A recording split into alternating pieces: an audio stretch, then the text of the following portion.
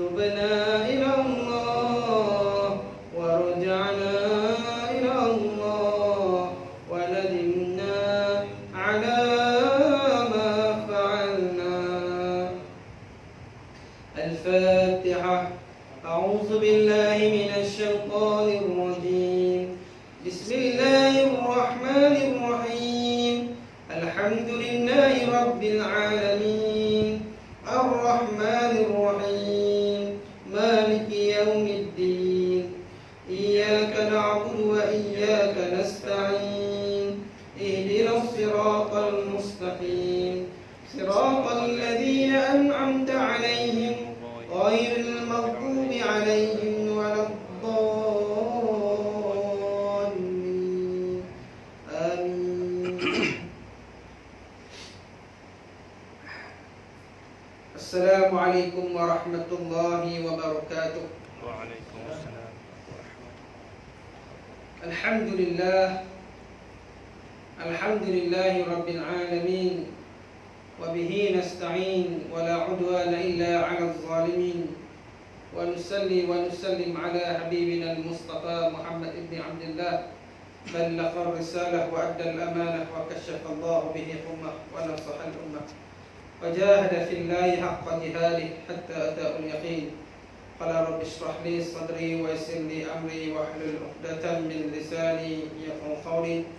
قال سبحانك لا علم لنا إلا ما علمتنا إنك أنت العليم الحكيم ولا حول ولا قوة إلا بالله العلي العظيم. أما بعد قال الله تعالى أعوذ بالله من الشيطان الرجيم يا أيها الذين آمنوا لم تقولون ما لا تفعلون كبر مقتا عند الله أن تقولوا ما لا تفعلون. صدق الله العظيم.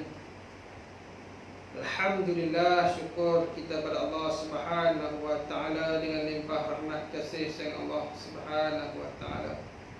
Kita semua dilimpahi rahmat dan kasih sayangnya dengan belas kasihannya. Allah taala beri kekuatan kepada kita untuk kita istiqamah, untuk terus mencari sebanyak mungkin bekal bagi bertemu dengan Allah Subhanahu wa taala. Alhamdulillah, cuti banyak 3 bulan lebih nak. Kuliah pun ke bulan ni, bulan 7 ni baru start. 2-3 minggu ni lah baru start. Kemarin di Najah Najah, sebelum tu di Sidang, malam ni di sini lah. Sudah jadual tak kita. Masya Allah, bulan puasa pun tak boleh dia kuliah, dia gatai dulu. Kan lama tak surat kuliah ni. Allahumma salli ala Sayyidina Muhammad. Allah kadang-kadang dia bagi ujian kat kita. Ujian ni kadang-kadang kita mampu untuk menghadapi, dan kadang-kadang ada sifat dia kita tak mampu nak menghadapi ujian Allah Ta'ala. Maka kita kena apa? Kena berserah kepada Allah Ta'ala. Setelah kita berusaha untuk kita dekat diri dengan Allah. Tuan-tuan, untuk Allah sekalian, dengar clear. Dia rasa mic je, kalau sudah ada mic kena dekat dengan mulut saya, saya rasa mau dengar. Nak pergi depan tentu dia tak apa nak clear. Tapi tuan-tuan dengar no? Dengar apa? Dia tak puas. Tapi saya kasi duk tarik tu, tapi tak boleh ada ikat. Dia rasa tak puas. Tapi tak apalah tu, kita biar. Panjang.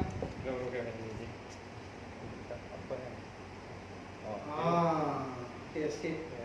Okey. Okey. Allahumma salli ala Sayyidina Muhammad. Dia kerajuh dia kata buat pingkutkan. Itu macam okey tak ni okey lah. No. Tadi dia tak jadi. Allahumma salli ala Sayyidina Muhammad. Kita tengok kitab kita, kitab perjalanan hidup Nabi Muhammad sallallahu alaihi wasallam, Dr. Mustafa Sibai. Tak tahu pasal apa. Jadi Allahumma salli ala Sayyidina Muhammad dah hari ya. banyak bulan lah. Tengok muka surat 92 peperangan Mu'tah. Malam ni kita nak kaji, kita nak belajar, kita nak ngaji tentang satu peperangan yang berlaku, iaitu peperangan Mu'tah. Baik, Allahumma salli ala sayyidina Muhammad. Qala ma'alif rahimahullah ta'ala fi dawri amin. Peperangan Mu'tah. Peperangan ini berlaku pada bulan Januari awal tahun yang ke-8 Hijrah. Tahun yang ke-8 Hijrah. Manakala Mu'tah adalah sebuah nama desa dekat dengan Syam, Syria, yang sekarang ini dipanggil Al-Qara, sebelah dengan tenggara Laut Mati. Cara asal ni Mu'tah ni dia ada hujung lah. Dia dah hujung daripada Arab Saudi. Bawah ni Yaman. Pasal lah tuan-tuan tengok peta Saudi kan. Bawah kali Yaman ke Yaman, Oman dan sebagainya. Dia naik sikit ke Mekah, naik sikit ke Madinah, naik atas lagi sampailah ke Mu'tah, sepadan dengan Syria, sepadan dengan Palestin, dan atas-atas lah sepadan dengan Iraq dan sebagainya. Dia sepadan dah, dia hujung dah. Maksudnya perjalanan daripada Madinah ke Mu'tah ni sangat-sangat jauh. Baik. Berlaku bila? 8 Hijrah. Kau pernah ingat lah, di antara tahun-tahun Hijrah, tahun-tahun yang berlaku peperangan. Peperangan Badar tahun yang kedua Hijrah, peperangan Uhud tahun yang ke-3 Hijrah, tahun yang ke peperangan Khaybar tahun yang ke-5 Hijrah, Fathul Makkah tahun yang ke-6 Hijrah, peperangan Mu'tah tahun yang ke-8 Hijrah. Adapun punca berlakunya peperangan ini adalah kerana Rasulullah sallallahu alaihi wasallam utuskan Al-Haris bin Umair Al-Azdi menyampaikan surat kepada Gubernur Basrah. Baik. Siapa dia? Al-Haris bin Umair Al-Azdi. Utuskan sahabat Nabi ini sampaikan surat kepada siapa? Kepada Gubernur Basrah. Basrah ni di mana? Iraq. Basrah di mana? Iraq. Basrah di Iraq. Pada ketika ini Basrah dikuasai oleh kerajaan apa? Rom. Dua kerajaan besar pada ketika itu, apa dia? Rom dan Parsi. Tapi kebanyakannya yang di belah atas ni dikuasai oleh Rom. Maka Basrah ni gubernur Rom dia, ataupun gubernur dia, raja nama dia Hercules. Dia ada gubernur kota-kota dia, kota Basrah ni, gubernur dia apa? Al-Haris bin Abi Syam Al-Khassani. Itu nama gubernur dia, yang dilantik oleh Raja Rom. Maka surat itu seperti mana yang Nabi SAW isi seruan kepada Islam kepada raja-raja di dunia. Kita belajar. Nabi SAW hantar utusan ke mana? Ke Rom, hantar ke Parsi, hantar ke Mesir, hantar ke Basrah, hantar ke negara-negara yang lain. Utusan-utusan mengajak mereka kepada Islam.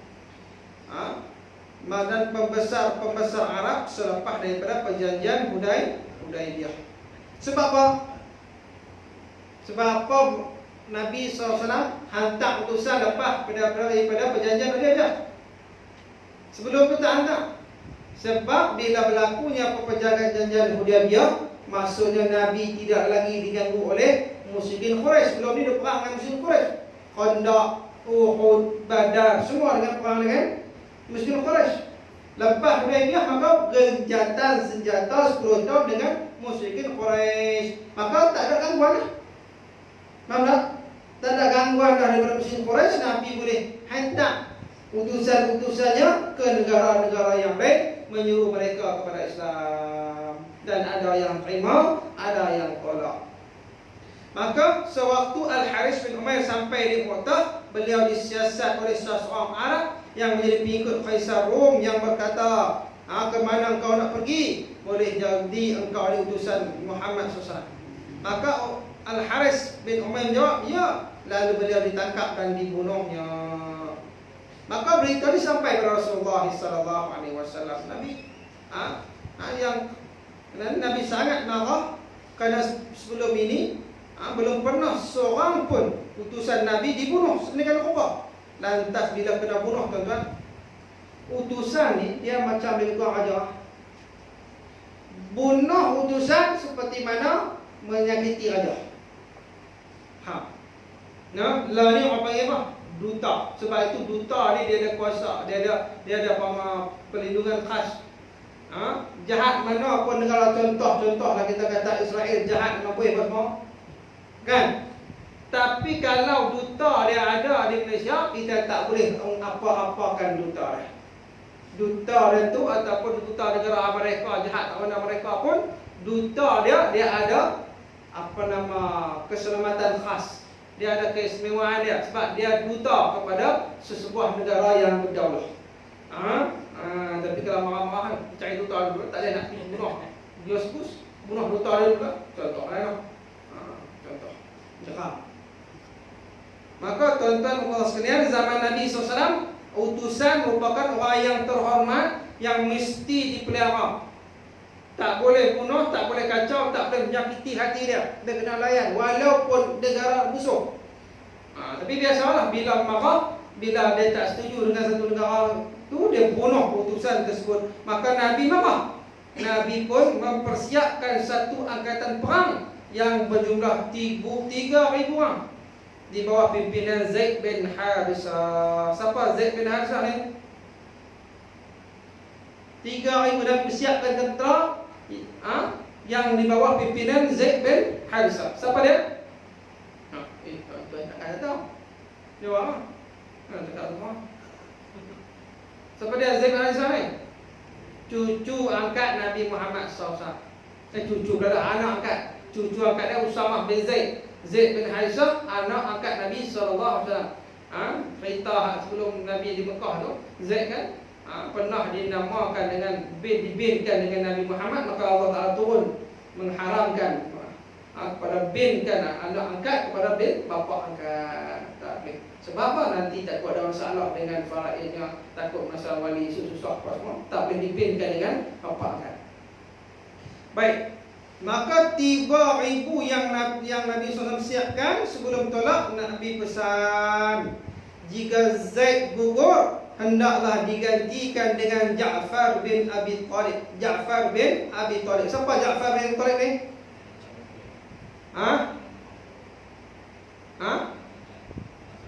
Anak saudara, betul ya? Abu Talib siapa? Pak menekan, pak saudara. Maka Ja'far sepupu lah, mana boleh dia mau menekan? Mana menekan? Dia adalah abang ataupun saudara kepada Sayyidina Ali bin Abi Talib. Sama Abi Talib. Ja'far At-Tayyab. Gelaran dia apa? Ja'far At-Tayyab. Ja'far yang mempunyai 2 sayap dalam syurga. Sebab dalam peperangan Mu'tah ni lah, dia dipotong tangan kedua-duanya. Dia dipegang panji, dia ketua panglima, kena tetak tangan bah ni, pegang pula dengan tangan kiri, tetak pula.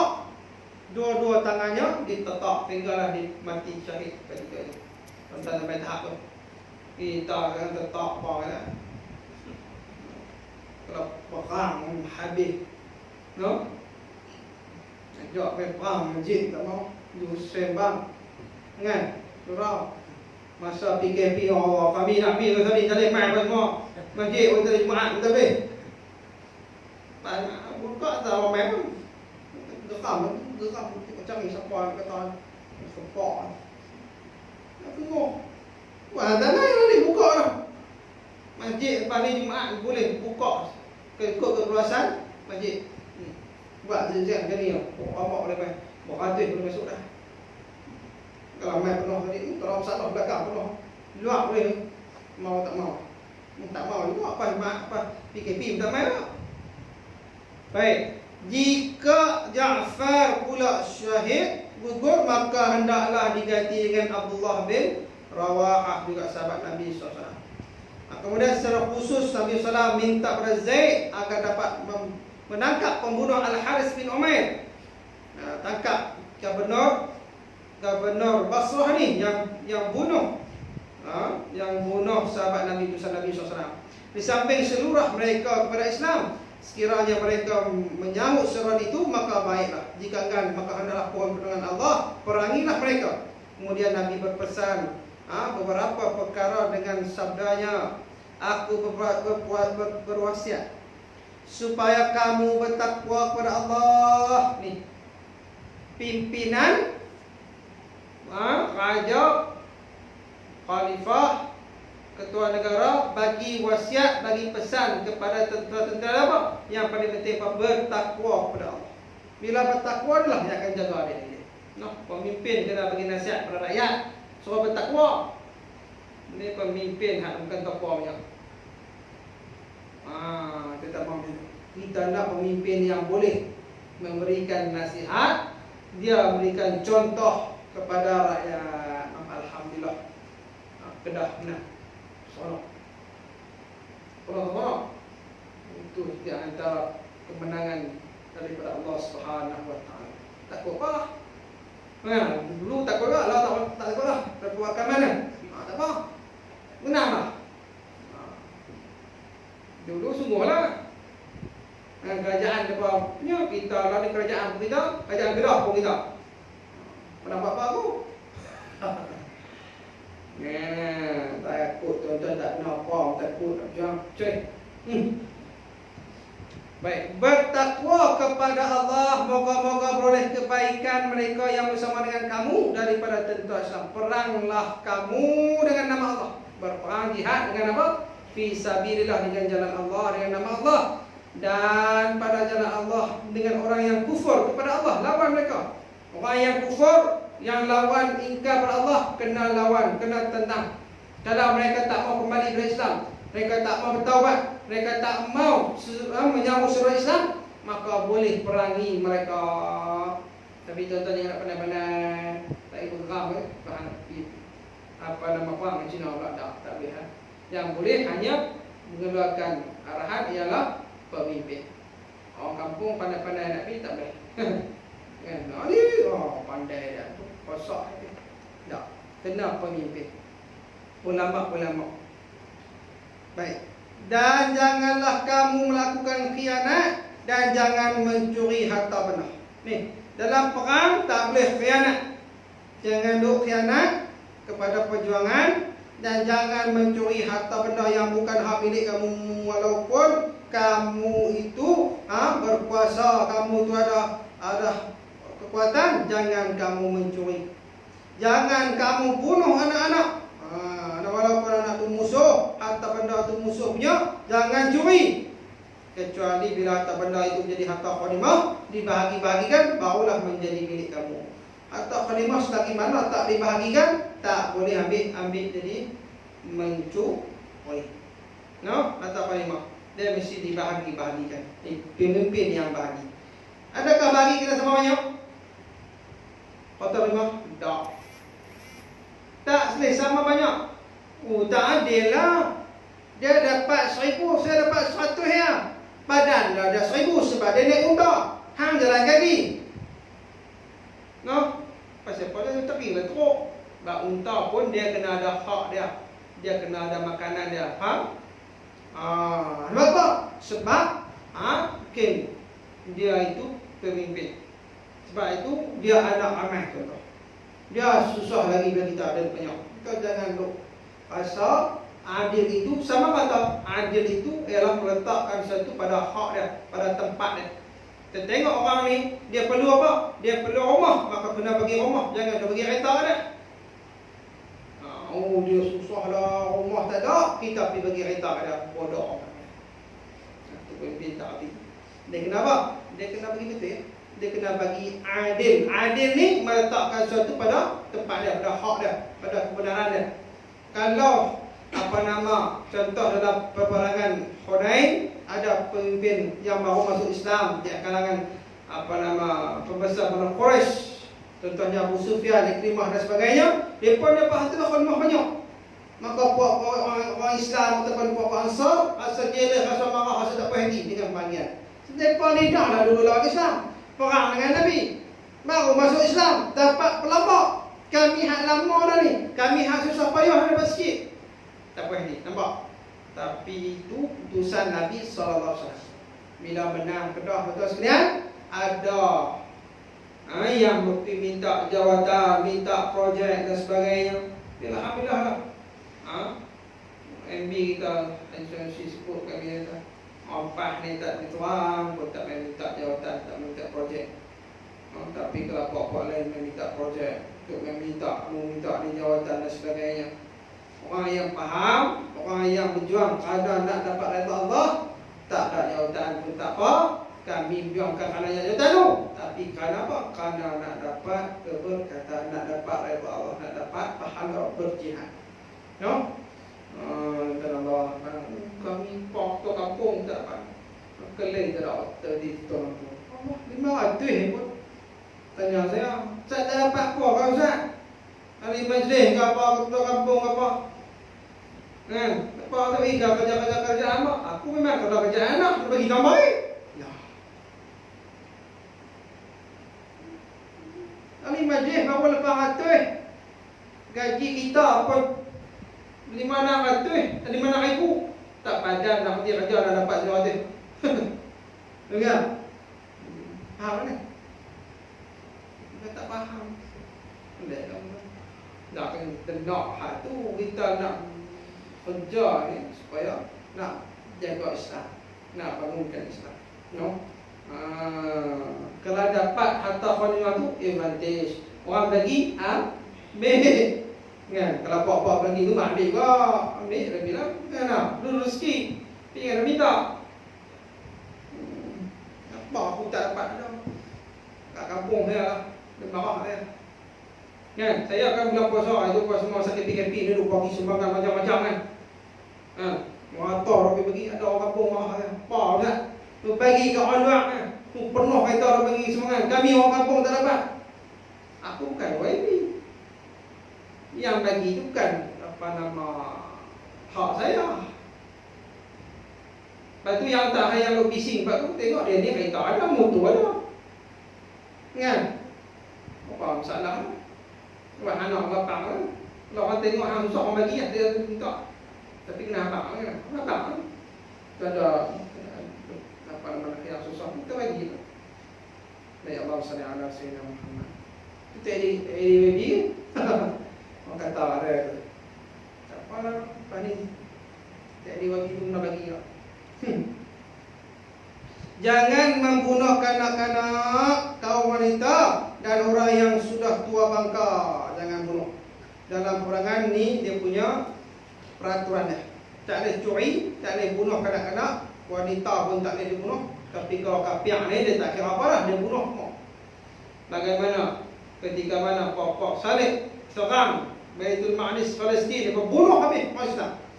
Tak kira lelaki perempuan, anak, orang tua dan sebagainya, dia bunuh. Tetapi bila mana Salahuddin Al-Ayyubi membuka kembali kota Palestin, kota Baitul Maqdis, Salahuddin Al-Ayyubi membebaskan, memberikan keselamatan kepada orang tua, kepada kanak-kanak, kepada wanita-wanita. Itu beza dia. Mereka takut, kerana takut Islam balas dendam. Bila mana mereka perang, mereka ambil kota tu, mereka bunuh semua. Tidak. Orang Islam tak balas dendam. Kerana ini peraturan yang Nabi letakkan. Jangan bunuh. Jangan bunuh orang yang berada di tempat ibadah. Jangan. Rahib-rahib, pedih-pedih. Dan jangan merosakkan tanam-tanaman. Ada satu kisah peperangan Khaybar. Nabi SAW bakar pokok-pokok kurma. Ini semua bakar kurma. Sebab apa? Sedangkan Nabi dalam hadis ini merintah pesan jangan bunuh, jangan bakar ataupun jangan hancurkan tanam-tanaman. Itu strategi peperangan. Sebab apa? Ketika itu sedang berperang, sedang kepung kota Khaybar. Kerana nak bagi mereka lemah, nak bagi mereka serah diri, nak bagi mereka takut, bakar semua bekalan-bekalan makanan mereka, tanam-tanaman mereka. Hanya mereka serah diri. Nampak tu strategi lain. Tapi kalau dah menang apa semua, kalau saja-saja nak pergi tebang apa semua, tak boleh. Dan jangan meruntuhkan bangunan-bangunan. Selepas itu berangkatlah tentera Islam mengharapkan keredaan, keberkatan daripada Allah dan Nabi SAW sendiri yang turut beri perangsang kepada mereka. Dan akhirnya mereka sampai ke satu tempat yang dipanggil Man'an. Nabi pergi tak perangan ni? Nabi tak pergi lah. Sebab Nabi hantar tentera-tentera sahaja beri semangat di perbatasan, lagi semangat bagi dorongan kepada tentera Islam. Tapi Nabi tak pergi, Nabi tak ikut. Bila sampai ke Man'an, tiba-tiba mereka diketahui bahawa angkatan tentera musuh siap dah menunggu. Sambut mereka dengan jumlah yang sangat besar. Dikabarkan juga bahawa pasukan musuh berada di satu tempat yang bernama Al-Baqa, iaitu pekan dalam wilayah Damsyik, pusatnya Amman. Amman ni dalam Syria. Adapun tentera Rom adalah terdiri daripada orang Rom sendiri dan orang-orang Arab yang bersekutu dengan mereka. Tentera musuh lebih kurang 10,000, tentera Islam lebih kurang 3,000. 3,000 lawan 10,000. 10,000 apa? Kan lebih. Jumlahnya besar lah. Tengok baik. Dan untuk menghadapi keadaan ini, tentera Islam adakan mesyuarat dan memutuskan untuk mohon pertolongan daripada Rasulullah, supaya mereka mohon agar diberikan arahan yang lain, memungkinkan mereka bertindak dengan lebih berkesan. Akan tetapi Abdullah bin Rawahah berpendapat lain, iaitu katanya, demi Allah, sungguhnya yang kamu semua tak suka, itulah kamu keluar untuknya. Yang kamu tak suka perang, kita keluar memang untuk perang. Padahal kamu semua inginkan syahid. Kita berperang bukan kerana jumlah yang banyak, kekuatan yang hebat. Sebaliknya kita berperang demi menegakkan agama Allah yang telah memuliakan kita semua dengan pilihan agama itu. Sesungguhnya kita berada di antara dua pilihan, sama ada menang ataupun mati syahid. Ini semangat. Minta bantuan sebab apa? Tentera musuh terlampau ramai. Terlampau ramai. Bila tengok keadaan macam tu, nak minta bantuan daripada Rasulullah SAW, nak minta hantar bantuan sampingan. Tetapi apa kata Abu Hurairah? Kita mai ni nak perang, kita mai ni nak mati syahid. Maka dua saja jalan, sama ada mati syahid ataupun menang. Tuan-tuan, kalau kita perang, nak mati syahid kan nak menang? Kalau menang dapat harta ghanimah. Ya. Okey, dua pilihan. Nak mati syahid kan nak menang? Bagi orang yang bertakwa, bagi orang yang niat dah selamat kehidupan dia nak mati syahid, maka dia nak mati syahid. Tak menang pun tak apa, jangan mati syahid, tapi kena bagi menang lah. Nak mati syahid kenapa? Sebab kemenangan paling besar ketika mana bertemu dengan Allah Ta'ala, masuk surga tanpa hisab. Sebab itu yang didambakan oleh pejuang-pejuang Islam, supaya mati mereka tu mati syahid. Kita pun kena niat untuk sekalian mati syahid. Mari tak? Kalau perang, contoh Malaysia perang, esoklah bila Allah Ta'ala tentu satu masa kalau perang, kata tak bersyahid kan? Tak bersyahid. Peperangan sudah berlaku, semua perang, perang tentera yang belum, perang ekonomi kita kalah lah. Peperangan politik pun itu kalah, yang nak menang ni.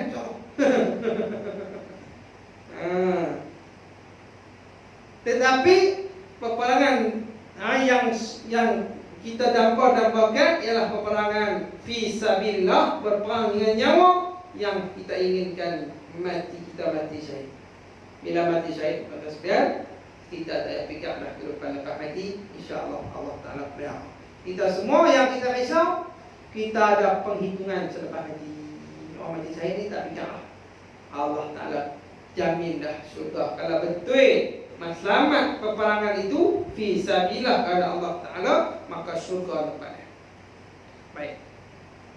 Bila dengar ucapan macam tu, semua tentera Islam bertuju turun ke medan perang. Bila dia bagi semangat, nak takut apa? Kita minta mati syahid. Mati pun matilah. Nak lari pasal apa? Nak minta pertolongan apa? Kita memang nak mati. Ni yang ditakutkan oleh musuh-musuh Islam. Musuh Islam ni takut mati. Pokok Yahudi takut mati. Tetapi orang Islam yang yakin bahawa mati syahid itu benar, kehidupan selepas mati itu benar, ada perhitungan hisab lepas mati itu benar, maka mereka akan maju, mereka akan berhadapan dengan musuh dengan berani. Dia tak rasa gentar, tak rasa takut. Puak Yahudi buat kafir, bila mereka takut, hanya dengan batu pun mereka lari. Orang Palestin tadi batu ya, lari cabut. Tak dapat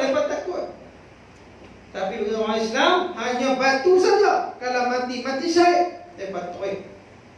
Tak rasa gentar, tak rasa takut. Kenapa? Nak mati. No, kita takut mati. Mati tetap mati. Kita nak mati, kita macam mana? Kita nak mati syahid. Bila berlakunya peperangan, maka berperanglah Zaid sebagai ketua yang pertama. Sehinggalah musuhnya, sehinggalah dia gugur syahid. Baik, dan satu-satunya peperangan yang Nabi sebut ada pengganti panglima. Sebelum dia tak ada. Nabi pesan sampai 3 orang. Kalau Sayyidina Zaid syahid, digantikan dengan Sayyidina Ja'far. Kalau Sayyidina Ja'far syahid, digantikan dengan Sayyidina Abdullah bin Rawahah. 3 orang. Nabi dapat tahu lah. Nabi dapat berita lah. Nabi dapat lah. Ini yang ada pada Nabi Muhammad SAW. Nabi dapat rasa bahawa sahabat-sahabat ini akan syahid berhadapan dengan tentera-tentera Rom yang besar jumlahnya, yang berkali-kali ganda. Asal bukan 10,000 pun 30,000. No? Saya cakap dah lupa lah. Ke 100,000. Allahumma salli ala sayyidina Muhammad. Masa lebih dari 10,000. Mungkin 100,000 lawan dengan 3,000 ke 30,000. No? Tak apalah, tapi jumlah dia berlipat kali ganda. Bukan 2 kali ganda. Berlipat kali ganda. Jumlah yang sangat ramai. Maka bila mana panglima perang dia pegang panji tuan-tuan sekalian, bendera Rasulullah sallallahu alaihi wasallam. Darah Nabi warna hitam. Esok tentera Mahdi pun bendera hitam yang ditulis Muhammad Rasulullah. La ilaha illallah Muhammad Rasulullah. Warna hitam. Bila Sayyidina Zaid gugur syahid, maka panji bendera tersebut dipegang oleh Sayyidina Ja'far bin Abi Talib. Pada mulanya Ja'far berperang di atas kudanya, kemudian bagi turun daripada kuda dan terus berperang tanpa kuda. Tiba-tiba yang pegang panji itu tangannya, tiba-tiba tangan kanannya dipotong. Beliau terus pegang bendera dengan tangan kiri. Kemudian tangan kiri juga dipotong. Lalu dia terus memeluk bendera, mengharungi peperangan hinggalah beliau juga gugurnya syahid. Gugur syahid. Setelah dapati luka-luka dan badannya lebih dari 70 lubang dengan pedang dalam kuda. Bila tengok jenazah mayat Ja'far bin Abi Talib, Sayyidina Ja'far ni tuan-tuan sekalian, 70 tetakan pedang. Tak tusukan lembing. Masya Allah. Tu kena pegang lagi. Kita kena sikit lah tadi. Nak buat ajar kena pisau sikit. Nah, kan? Rehat tak buat. Ni kena 70 tetakan pedang. Tak berhenti, tak lari. Potong tangan kanan, potong tangan kiri, pegang pula dengan dada. Peluk pula. Nak kata panji ni penting. Pentingnya bagi semangat orang Islam. Bagaimana dia nampak berkibar. Maksudnya Islam masih kuat. Tentera Islam masih kuat. Jatuhnya panji tersebut akhirnya diambil oleh siapa? Pengganti Ja'far bin Abdullah bin Rawahah. Baik, Allahumma salli ala sayyidina Muhammad. Kemudian bendera terus disambut oleh Abdullah bin Rawahah dan beliau juga syahid. Syahid. Selepas itu tentera Islam mesyuarat. Dia syarat mereka nak serahkan kepada siapa kepimpinan ini? Kepada Khalid Al-Walid. Khalid Al-Walid ni, kalau kita perasan, dia baru masuk Islam. Betul? Dalam Fathul Makkah, sebelum berlakunya Fathul Makkah, dia baru masuk Islam.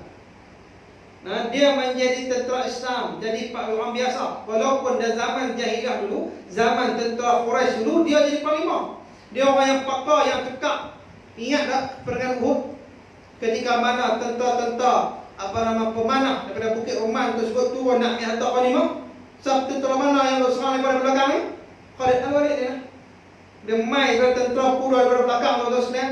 Hak mana pasu besar pergi Mekah tu. Bukit kan lah. Hak kita duduk naik duduk asal bukit oh tu kan bukit Huat kecil tu. Bukit Huat pang besar tu. Hak tinggi tu. Hak tu bukit Roman, bukit pemanah. Dia mai daripada belakang, dia serang tentera-tentera panah. Hak duk kalut nak ambil atau apa ni ni. Dan menang-menang duk kalut sangat ambil atau apa ni. No? Ingat duk kalut sangat. Sibuk ambil projek dan sebagainya. Sedangkan yang paling penting kita nak jaga agama, jaga kebajikan rakyat, jaga Islam. Tak mau bagi musuh-musuh menzalimi umat Islam, mengambil merosakkan Islam itu sendiri. Baik. Maka Khalid Al-Walid ni bila tak ada siapa, maka bila dilantik, maka mau tak mau pun dia terima lantikan tersebut. Maka inilah peperangan yang pertama kali dihadiri oleh Khalid dalam Islam. Kali pertama. Sebelum ni dia duk lawan Islam, tapi bila masuk Islam, dia kali pertama ialah dalam peperangan Mu'tah, dia ikut dalam peperangan tersebut. Maka dengan kepintaran, kelincihan Khalid dalam peperangan, akhirnya beliau berjaya menyelamatkan Islam dari kebinasaan dan kekalahan. Mereka pulang ke Madinah dengan selamatnya. Baik. Macam mana? Khalid Al-Walid ni, wayang Khalid lah, dia pandai strategi perang.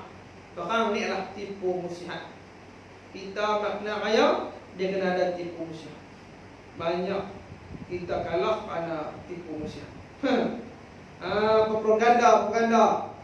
Betul tak? Oh, janji sana, janji sini, pas semua ada cerita buruk orang-orang, dah dapat kata lepas bagai, lepas pegang lagi lepas teruk. Noh, ini ceramah politik ke? Ceramah sirah. Tak ada kena mengenal lah ni. Kita sebut macam tu, dia kena ada kait juga, dia faham. Dia tak faham. Allahumma salli ala Sayyidina Muhammad. Baik. Strategi Khalid Al-Walid, Sayyidina Khalid Al-Walid ni, dia buat macam mana? Bila dia tengok kelang kabut semua tentera Islam ni, dia kumpulkan semua. Dia kumpulkan tentera Islam, dia dengan strategi dia apa? Pada malamnya dia akan buat unggun api yang sangat banyak. Tentera Islam tak banyak, tapi digambarkan mereka kita contoh. Unggun api, satu unggun api boleh duduk 100 orang contoh. Dia akan buat lebih kurang 100 unggun api supaya nampak ramai mereka dah. Maka tentera musuh, tentera Rom tak sangka apa. Bantuan dah sampai. Pada siangnya dia buat apa? Dia minta tentera kuda ni menghentakkan kaki-kaki kuda, bagi nampak debu-debu yang banyak. Apa pasal nak? Bila debu-debu ni musuh sangka, bantuan dah sampai, bantuan tak Islam ramai. Kuda debu, agak-agak debu ni, dekat 5,000 kuda orang ni. Contohlah kan. Nampak ni, dengan debu-debu yang bertabangan ni bukan sikit ni. Bukan sikit kuda yang boleh turun ni, sebab debu terlalu banyak. Debu kuda ni. Maka mereka dah sangka bantuan daripada Madinah sampai. Pada malam pula dengan unggun api banyak-banyak ni. Kalau tengok unggun api ni, bukan yang sikit doang ni. Sedangkan sedikit saja. Tu strategi. Bila macam tu, tentera Rom pun mereka rasa takut, mereka rasa risau, akhirnya mereka patah balik terus. Bila patah balik tu, tentera Islam pun patah balik ke Madinah dengan selamat. Nampak tak strategi? Bukan lari dari perang, tetapi menyelamatkan tentera Islam supaya tidak ramai lagi yang terbunuh, dan merangka strategi yang baru untuk lawan dengan tentera Rom. Tuan-tuan, kalau lari dalam peperangan, hukum dia dosa besar. Tak boleh lari dalam peperangan. Tapi kalau strategi boleh. Kita patah balik untuk susun tadi, serang balik. Contohnya belakang kabut, Panglima kata, patah balik. Turun balik untuk berlindung ni. Contohnya berlindung ni, bangunan ataupun berlindung ni di gunung-gunung. Maka dia kata, kita akan susun sendiri. Tadi ramai yang kabut, semua ramai yang terbunuh, kita susun balik. Esok pagi kita akan mulakan strategi ni macam ni. Patah balik macam tu arahan pimpinan, tak apa. Jangan patah balik rumah makan nasi lain. Tu hukumnya haram. Tak boleh lari dari perang. Allahumma salli ala Sayyidina Muhammad.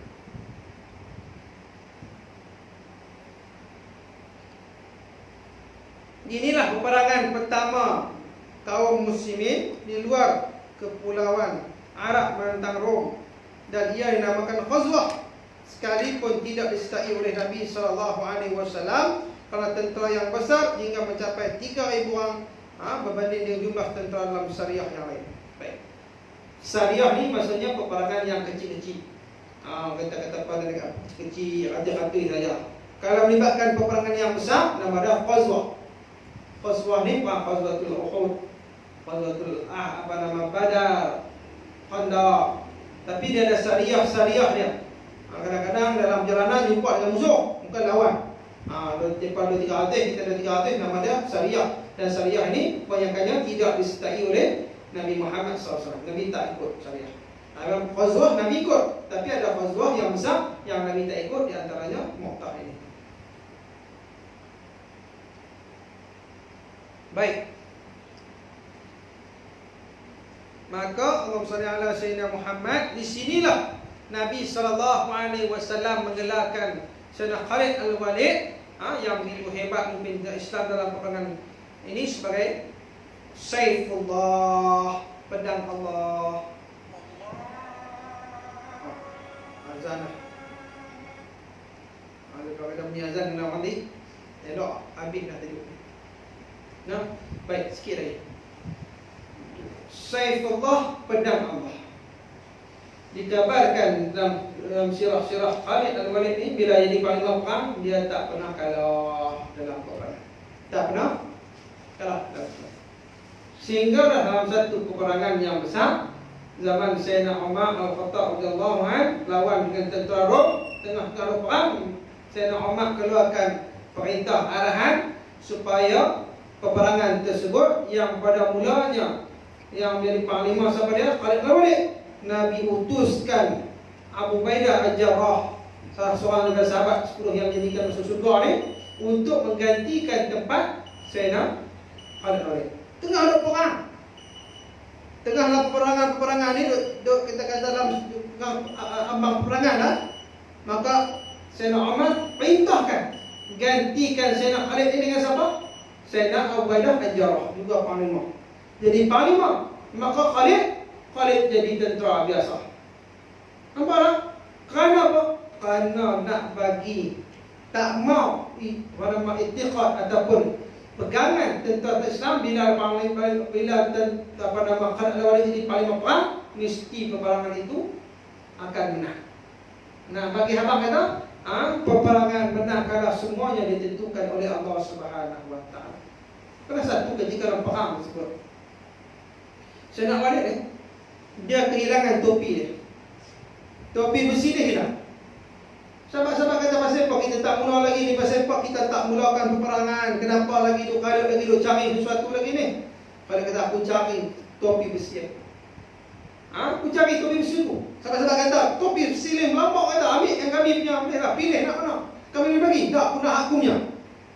Rupanya dalam topi besi Sayyidina Khalid Al-Walid ni tersimpan rambut Nabi SAW. Ada rambut. Ada pendapat kata sebab ada rambut tu lah Nabi Sayyidina Khalid tak pernah kalah. Sehingga pendapat ulama kata tak pernah kalah sebab apa? Sebab ini disebutkan juga Saifullahil Maslul, pedang Allah yang terus. Walaupun menyertai beribu-ribu peperangan, berpuluh-puluh peperangan, letakkan pedang dan sebagainya, Sayyidina Khalid tak mati syahid. Tak mati dalam peperangan, tapi mati di atas katil. No, duk minta mati syahid dah, Allah Taala takdirkan Sayyidina Khalid ni mati atas katil. Nah, apa? Setengah ulama kata sebab apa? Sebab nah kata Saifullahil Maslul ni, pedang Allah ni tak patah. Tak patah dalam peperangan. Secara terus. Pedang Allah. Ini adalah gelaran yang diberikan oleh Nabi Muhammad SAW. Bayangkan nama gelaran Nabi bagi. Mulianya, hebatnya. Nak kata pedang Allah. Seperti mana Sayyidina Hamzah digelarkan sebagai Asalullah, singa Allah dalam peperangan. Tapi pedang tersebut tak pernah patah dalam peperangan. Iaitu Khalid Al-Walid yang diberikan gelaran Saifullahil Maslul. Kita perang, kita berjuang ni, Kerana nak jaga agama, kita nak pelihara, kita nak sentiasa dalam perlindungan Allah Subhanahu wa taala. Allahumma salli ala sayyidina Muhammad. Tuan-tuan Allah sekalian, dengan kita rasa kita dah banyak dapat ibadat, dah banyak dah bantu Islam, dah banyak dah berderma sedekah dan sebagainya, sebenarnya kita sikit sangat bekalan kita kena perbanyak lagi, berlipat kali tuan-tuan. Terima kasih tuan-tuan yang sumbang, bantu sekolah, bantu pondok, bantu saya dalam nak jaga sekolah-sekolah. Alhamdulillah. Tanah kita ni tak bantu pun nak bincang dengan kontraktor lah. Dalam lebih kurang 2 juta juga lah nominal tuan-tuan. Dan lebih pun mungkin juga. Dari bila kontraktor tanya pada apa ibu, dia kata kami ada lebih kurang 15,000. Dia kata kena tunggu 200,000 baru boleh mula. Mampu. Nah, kita kalau barang tak naik, benda tak nampak tu mana lagi susah. Sebab memang sumbangan orang kan, harap orang 2 juta ni. Mana cerita nak cari pun tak tahu. Saya pun rasa macam nak tinggal bagi orang lain buat pula. Boleh tak? Sebab saya pun nak kata saya main kuliah.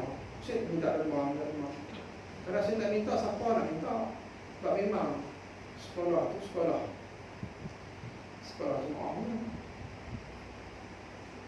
Buat juga lah tuan-tuan, orang kata ketih pun buat juga. Kami nak beli van juga sebenarnya. Sekolah kita tak ada van lagi. Pasti pun tak ada van, hak orang Serai tak ada lagi. Untuk bawa cikgu-cikgu, pasti cikgu senti dan sebagainya. Yang beli van 20,000. Saya janji dengan tuan van tu, dalam sebulan saya nak cari. Dalam masa seminggu tu saya dapat dah hampir 10,000. Ada lebih kurang 2 minggu lagi nak cari. Saya dah pimpin seorang RM10 tolong bantu untuk wakaf kan. Kalau tuan-tuan boleh bagi RM10 agak-agak miskin lah. Agak-agak berat kat rumah ni. Agak-agak kena puasa pasal RM10. Ustaz Syed minta. Tak apa lah, tak mau pergi sudah pun minta. Dan tolong Ustaz untuk saya settlekan pada bulan ni. Lebih kurang ada 30,000 lagi. InsyaAllah saya juga tengah buat pinjaman peribadi lah kepada sahabat-sahabat pihak yang pinjaman. Nak siap juga supaya saya tak mau buat pinjaman bank, supaya tak ada tak ada interest yang tinggi lah. Macam tu lebih kurang. Nak beli cash, insyaAllah kau mana pun siap tiap lah. Kalau tuan-tuan tak ada 10, boleh bagi RM1 dulu dia. Boleh? RM1 ya? Tak ada tak? Tak ada surah. Saya juga bawa untuk korban sekarang di Chad, Afrika. Saya nak pergi ke Afrika ni banyak kali lah. Dalam ambil tu pasir-pasir tengok, pergi sahabat-sahabat tengok belakang, tak pusing, pasir-pasir. Jadi tuan-tuan tolong ambil, dan tuan-tuan nak ajar kita, ajar cikgu, tolong ambil, bagi kat cikgu, bagi kat lihat.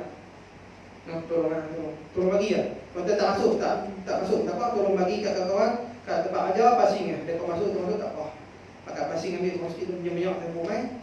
Akan ambil bagi tolong sikit. Ada sedikit lah commission. Daripada tu lah kita boleh bantu sikit untuk sekolah kita insyaAllah. Saya buat macam lah, tuan-tuan minta maaf macam-macam. Untuk mana boleh masuk untuk sekolah, kita buat insyaAllah. Allah alam, kita maaf banyak kalau menyusahkan tuan-tuan. Kalau mintaan saya ni menyusahkan lah, kita maaf banyak. Tapi saya tak boleh tuan-tuan, biasa susah amal tuan-tuan. Allah alam. Alhamdulillah, bismillahirrahmanirrahim. Bismillahirrahmanirrahim. Alhamdulillahirrahmanirrahim.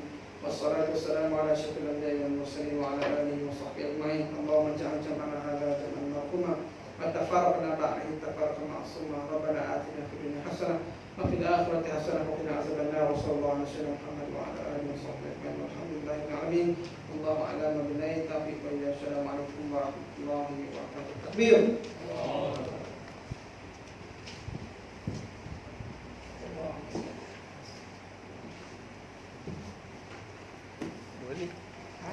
Boleh ni.